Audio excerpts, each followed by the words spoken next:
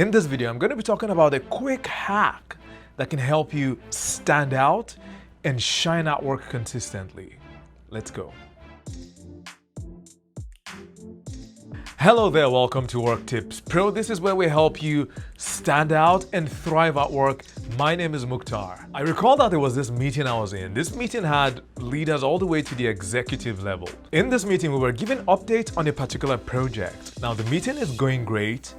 And towards the end of the meeting, someone says, I just want to recognize Mukhtar for all the great work he's been doing. So I wasn't leading this meeting. So now that this person made this comment, the spotlight is on me. And sometimes I'm not quite comfortable with being in the spotlight. I do love public speaking and I do love teaching, but sometimes I get shy. So now all eyes are on me. And one of the leaders in the meeting says, great, Mukhtar, do you want to say something?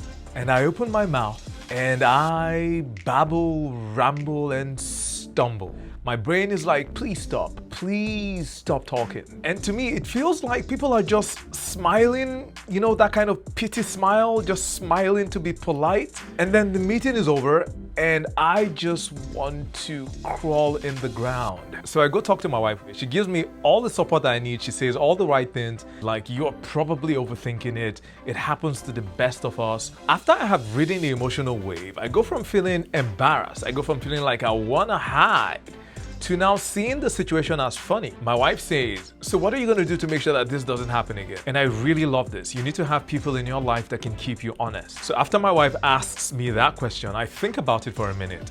And then I remember an advice that I got from someone I would call John. Now, if you've seen my other videos, this is a different John. This is not the same John.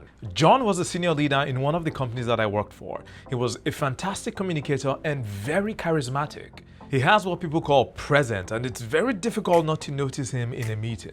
So John gave this advice that I still remember today. He said he follows the two-thing rule before he goes into any meeting. Okay, now he didn't quite call it the two-thing rule. I'm calling it that. Basically, what John does before going into any meeting is that he asks himself, what are two things that I can contribute to this meeting? So this is what I'm calling the two-thing rule. Now, I think this rule is brilliant for several reasons.